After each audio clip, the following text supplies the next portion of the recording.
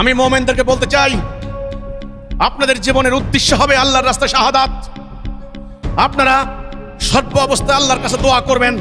আল্লাহ রাব্বুল আলামিন, মানুষ হিসেবে যখন জন্ম নিয়েছি আমাকে মরতে হবে, একদিন না একদিন আমাকে কবরে যেতে হবে। আমি চিরস্থায়ী এখানে থাকবো না, চিরস্থায়ী বন্দোবস্ত নিয়ে আসি নাই। আল্লাহ, রোগে মরতে চাই না।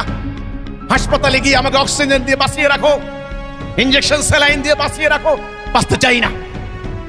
আল্লাহ, দুর্ঘটনায় প্রাণ হারাতে চাই না। পানিতে ডুবে আগুনে পুড়ে মরতে চাই না। আল্লাহ, উদ্বাস্তু শিবিরে যেতে চাই না। ভিক্ষার থালা নিয়ে ধারে ধারে ঘুরতে চাই না। আল্লাহ রাব্বুল আলামিন, সত্য পেয়েছি, হেদায়া পেয়েছি, তোমার দিন প্রতিষ্ঠা করার জন্য রণাঙ্গনে শহীদ হতে চাই। আল্লাহ, আমাদের শাহাদাত কবুল করো। আল্লাহ, আল্লাহর কাছে প্রতি ওয়াক্ত নামাজে দোয়া করবেন, তাহাজ্জুদ নামাজ পড়ে দোয়া করবেন।